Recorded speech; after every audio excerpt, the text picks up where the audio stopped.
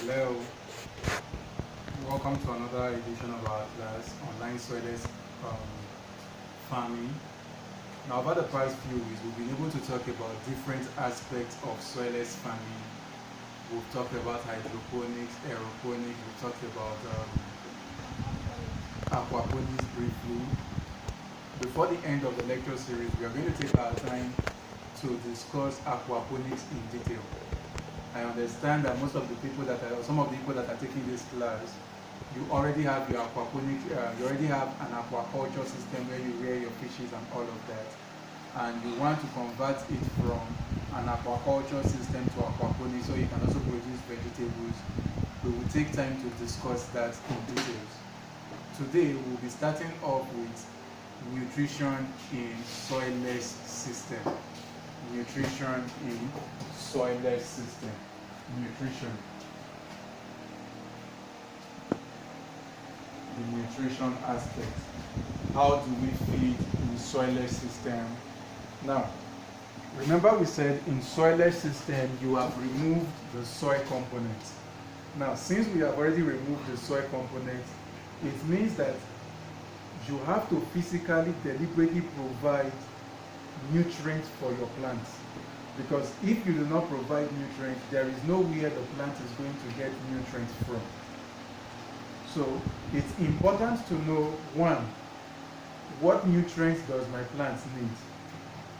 Two, how do I know when a particular nutrient is lacking in my plant?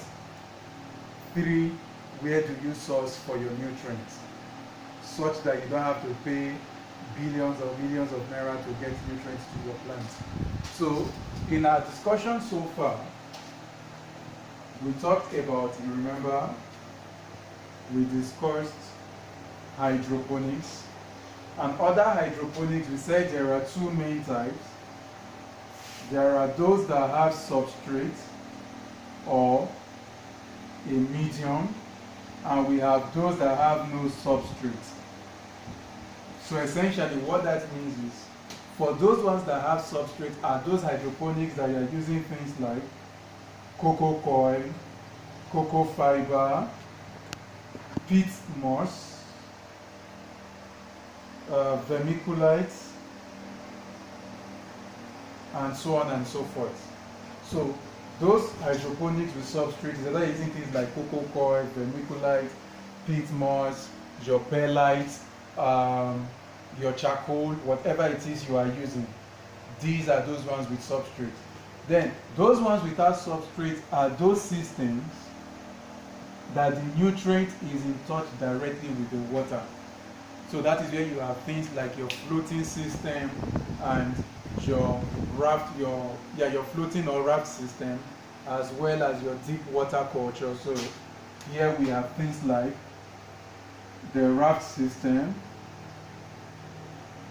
the deep water culture, deep water culture, and your NFT, the nutrient film technique. So remember, if you remember the videos I've shown you in the past, the raft or floating system is where you have a pool of water and your plants on top. Your deep water culture is having your plant on top of the water, but because the place is covered, you put in your air stones to continually aerate the water. NFT system are those ones, those type you build with your PVC pipes, such that the water continually flows. So different from the substrates like the ones you're using cocoa coir and the rest to plant. Now, one thing that these two types of system have in common is whether you are doing substrate medium. Remember we said what qualifies to be used as substrate 1 must be inert with pH 7. So the inertness means we have no nutrients or anything inside. However, the difference between this and this when it comes to applying nutrients is, if you apply nutrients today in your cocoa coir, after about a week or two, the nutrient would have been used up. Now when you are reapplying, remember you are not going to be changing your substrates.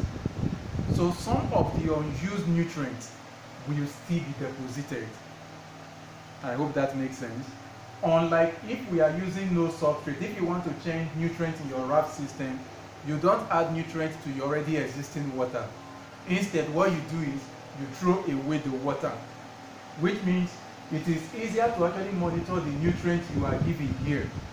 Because if I say I want to give 4 grams of nitrogen, it means every time I bring in 4 grams of nitrogen, what I will meet here will be 4 grams of nitrogen, because when I want to change, I take the water, discard the former one, and bring in a new one. But when you are doing substrate planting, even if I say I want to bring 4 grams, my cocoa coir may still have some little percentages of my previous fertilizer that I added. So this is why you must understand how to deal with both mediums. I hope that makes sense. Now, in your substrate medium, there are 2 types. There is the organic and the inorganic. So when we say organic, organic are those things that come from plants. Or is it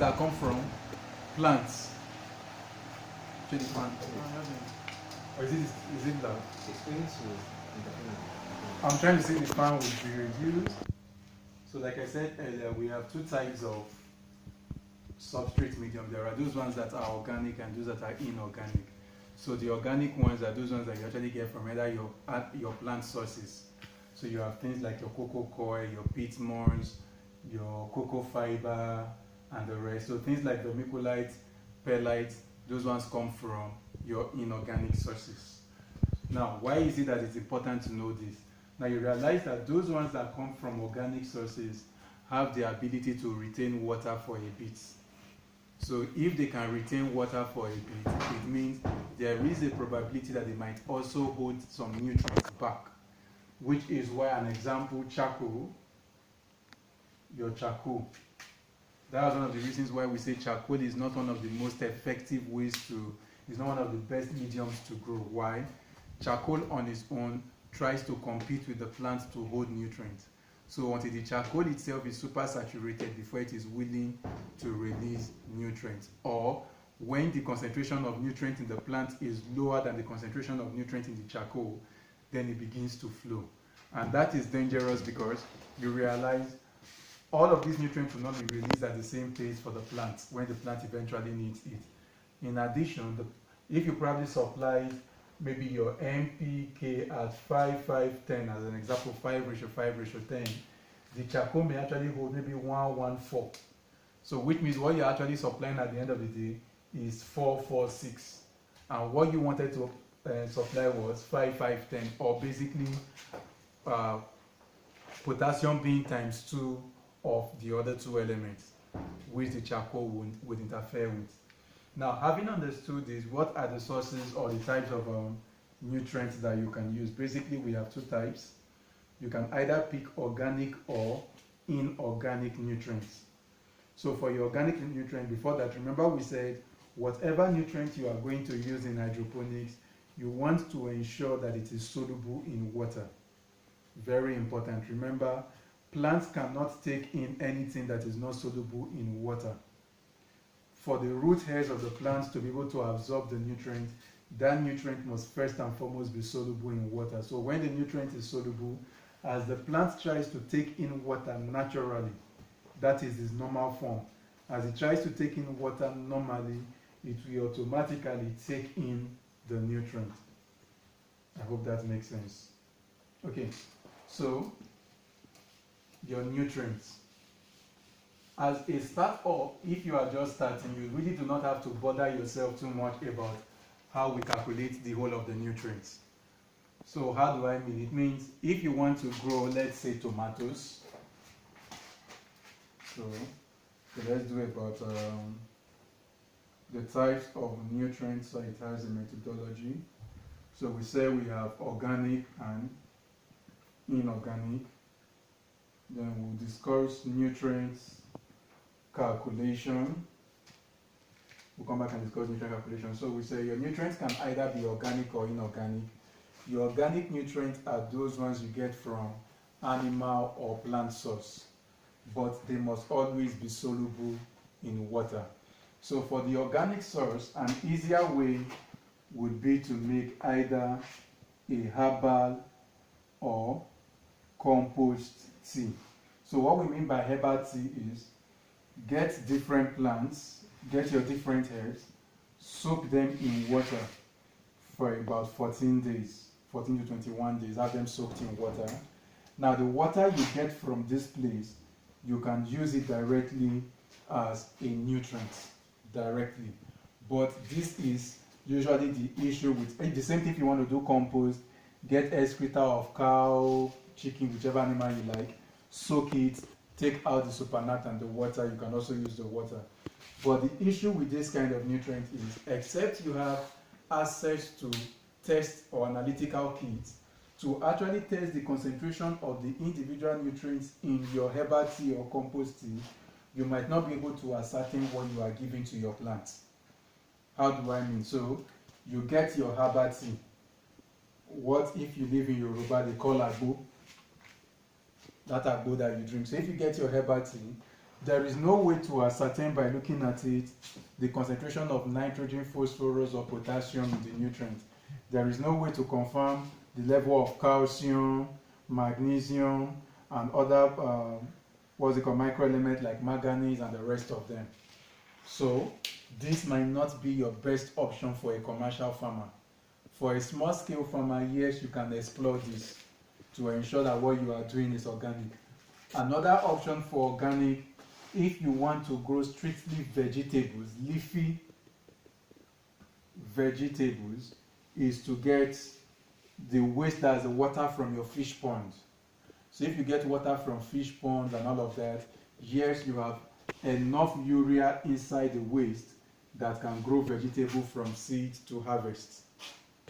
Again, leafy vegetables, not fruity vegetables. That is best for leafy vegetables. Now, these two options, the option one might look hard. Getting fish pond water, you might say, oh, it is smelly. You can also get organic nutrient that has already been pre-prepared for you. So we have different sources. Take for instance, there is this lady at ifarm_ on Instagram. You can contact her. Ogochukwu, you can contact her. Tell her you need organic nutrients. So she has different types of organic nutrients. There is the one from seaweed that can grow your plants totally. Then she has organic calcium. Obviously, you know that gives you only calcium. So you can contact her for your seaweed, organic fertilizer, or calcium. But when you are requesting, request for the liquid one. Because if you request for the powdered one, remember what we said earlier, if it is not soluble in water, the plant cannot take it. So you need to be sure that what you are ordering is soluble in water. So request for the liquid one. Again, there are so many other options. You have I think your Miracle Grow, that is also organic. You have Super Agro, that is also organic. So you have so many organic fertilizers around now in Nigeria that are liquefied. Then your other option is to go for inorganic.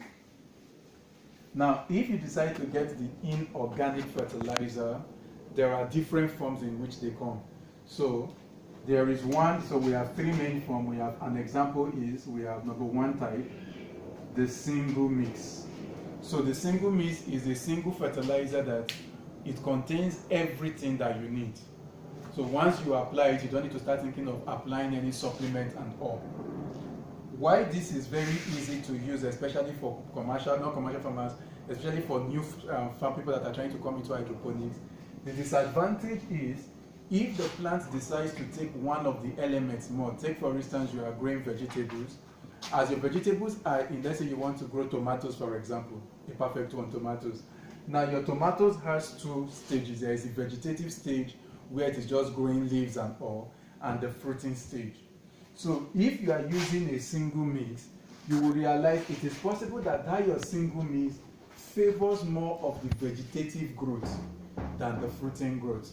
So if it favors more of the vegetative growth, your single mix will be doing well initially. But once the plant begins to give you fruit, it starts to reduce its efficiency because the single mix is meant for a specific purpose. I hope that makes sense. Then the number two are the ones we call the A and B fertilizers. Now, these A and B fertilizers can mean different things. One, it could be macro and micro elements of the fertilizer, which means the A contains all the macronutrients and the B contains all the micronutrients. Or it could be vegetative and fruiting. So they tell you, oh, your A contains all the vegetative, while the B contains all the fruiting, which means when you start your growth, you start with only applying A because the plant is in the vegetative state. Then when it is time for it to start fruiting, you now switch to B. So the difference, in macro and micro, you are using the two of them together at the same time. In vegetative and fruiting, you are using the one this first, then switch to the other one later. Then at times, it could just be different mixes. By different mixes, these mixes usually are done based on ability to precipitate, because they understand that if these two should mix from ground, they will precipitate out and you will not have access to all the nutrients you wanted to use initially. So it's possible they will tell you, oh, this contains, for example, ammonium nitrate, calcium, remember this, I'm just giving an example, nitrate, maybe potassium, phosphate as an example, and they will tell you this site contains magnesium sulfate and so on and so forth. So, which means you are applying these two A and B together, but they'll tell you first pour this, stir or let it go round, then pour the second one. So when you are buying the A and B fertilizer, you need to be sure what A represents and what B represents. So most of the time, when you go to some mega farms, they usually go for this A and B fertilizer. So we call that now the fertigation. So we call the area where you have such system a fertigation system. Ferti from the word fertilizer, irrigation from the word irrigation. So you are irrigating with fertilizer. So usually when you get to such places, you will see tank A, you see tank B, then you see a third tank that helps for pH control, such that then from here, if this is your main, so if this is your main feeding line, so what you have is, we have injectors from all of these tanks. So based on the need of the plant, either tank A or tank B will be injected into the nutrients. Much more so you have, obviously, your large water source from somewhere else. Then if the system realizes, yes, somewhere around here, so between this and this, you have your pH meter, not here. Here you have your pH meter, EC meter, TDS meter. I think I've explained these ones before in the former video. Then here again, you have your pH meter. Now, your pH, EC, TDS reads what is coming as water. Tank A adds its own, tank B adds its own. Then the pH meter will read the pH again. If the pH has changed, either going high or coming low, the pH adjuster will adjust. Most of the time, what your pH does is to drop most of the time. So most of the time your pH is to drop. So here you will have an alkaline medium or a base that will raise it back to the normal pH that the plant can deal with. So that is number 2 type of fertilizer. So like I said, this is number 2 is the preferred grower's choice. Then number 3 are what we call the compounds. Let me call them compound fertilizer. The compound fertilizers. So by compound fertilizer, what we mean is these fertilizers come as individual compounds. So you need, for example, NPK. However, you are not going to get it as NPK to buy in this case. Instead, you are probably going to first buy ammonium nitrate, potassium. So we'll take an example. So please let's look at this side. So as an example, we'll just look at some of these fertilizers here. It's not so balanced.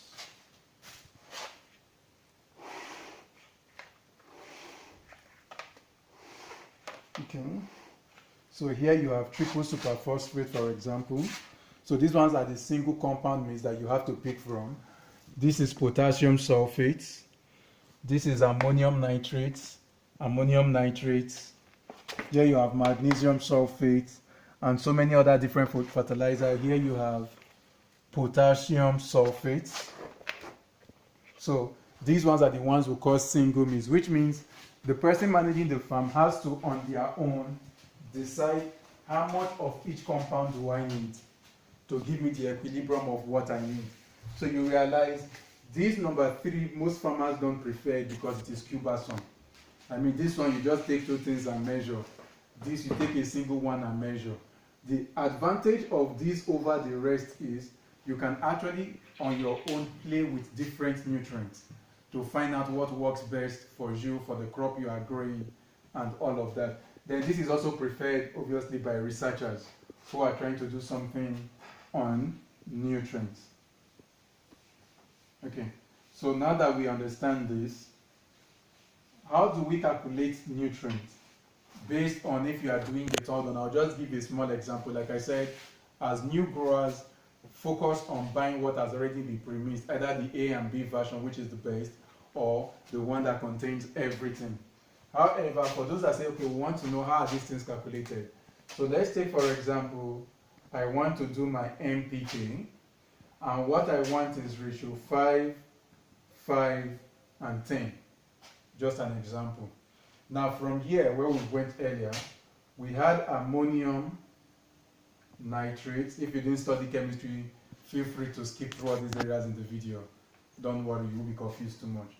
So we have ammonium nitrate, for example.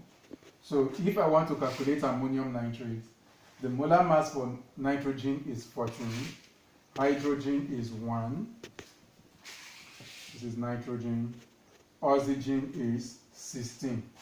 So from here, I have 2 nitrogen, which will be 28.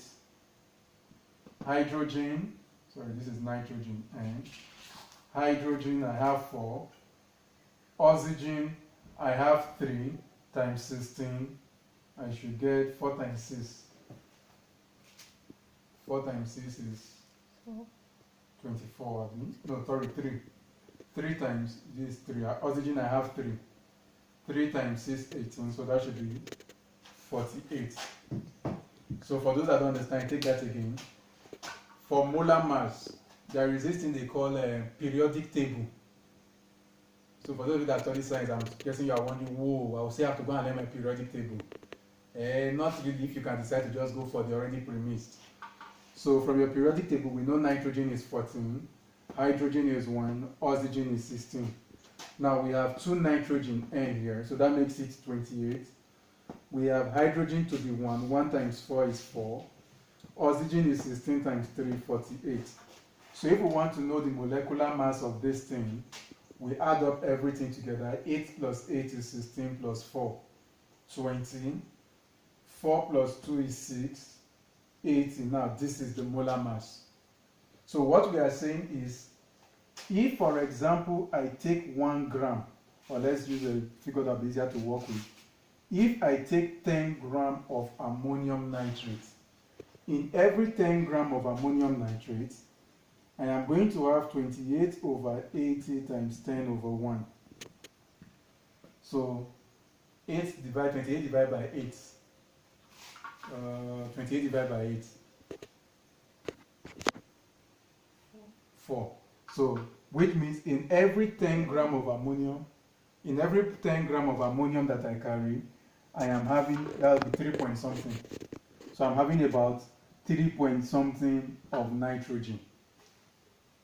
So if I take 10 gram of ammonium nitrate, the actual amount of nitrogen I'm getting is 3 point something.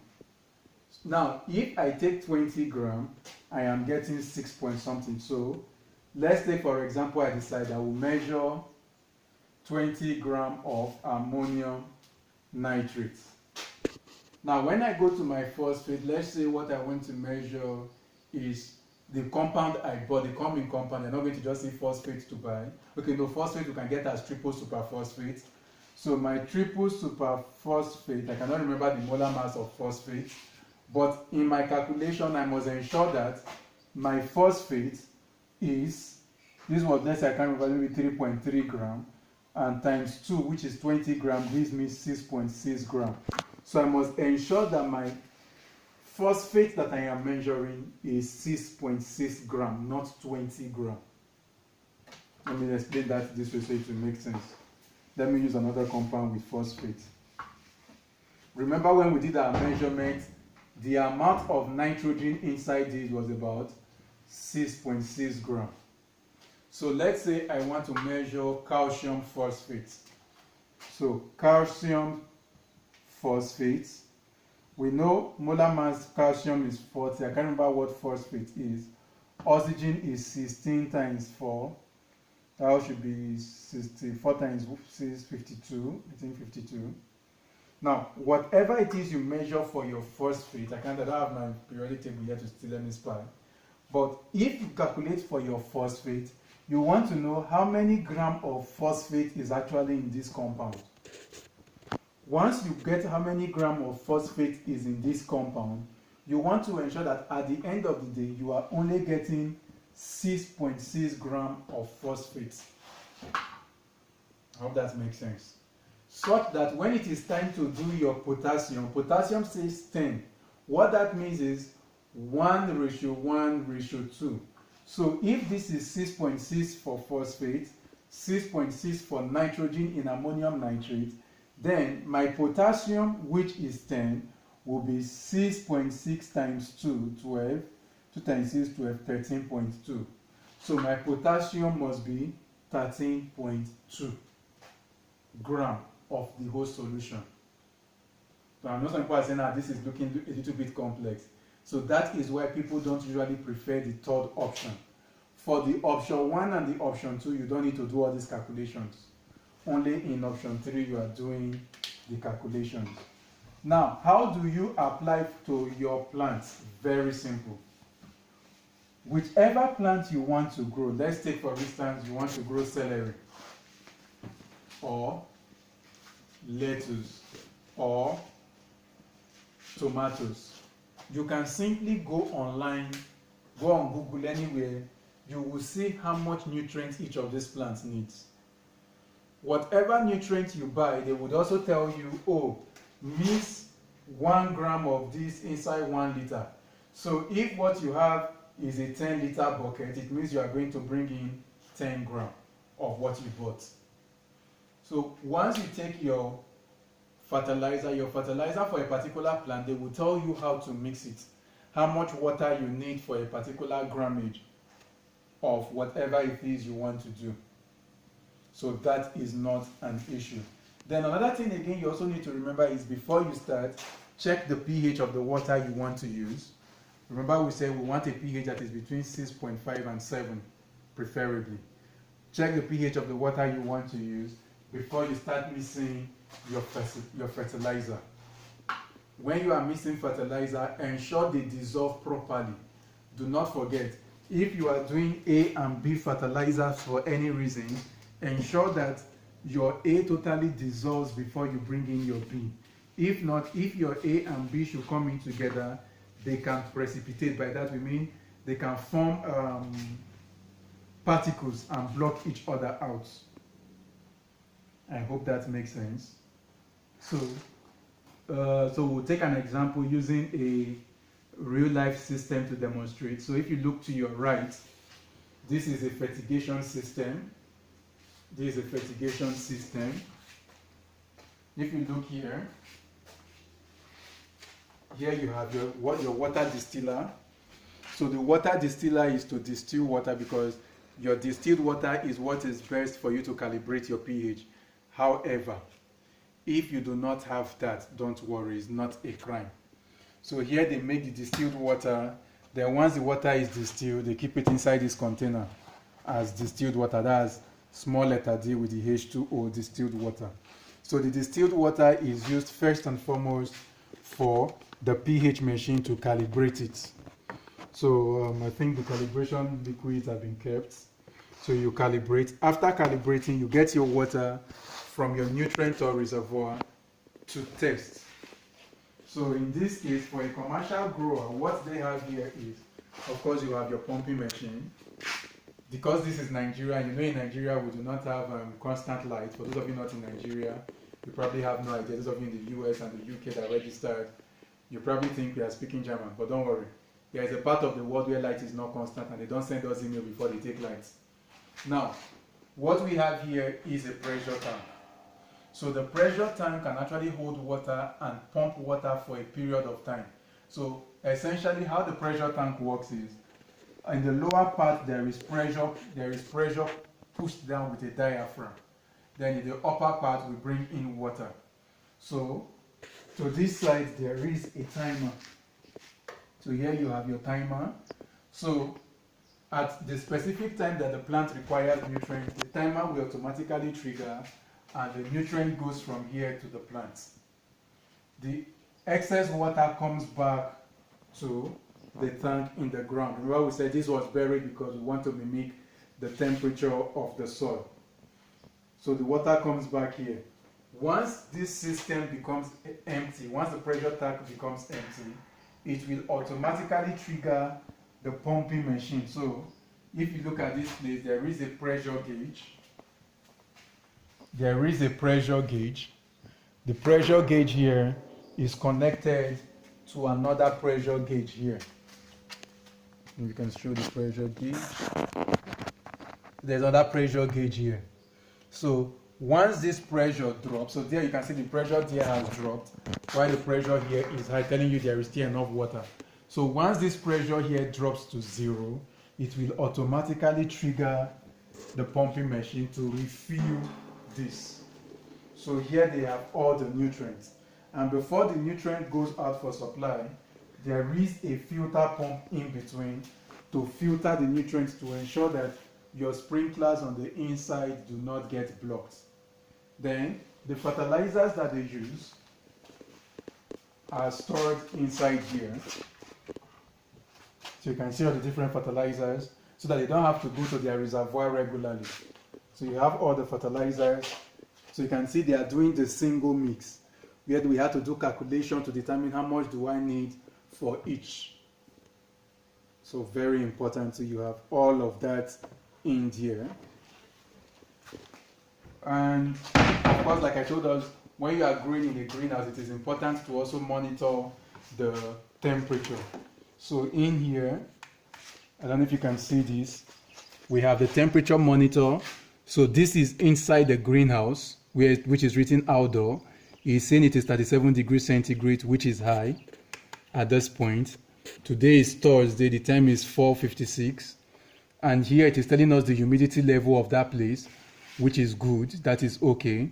However, for what we want, because there is a timer that tells us for what we want, this is actually low. So it's telling us this is low. Where we are right now, we are also able to know the temperature of where we are right now doing this video. Then we are able to forecast what the weather would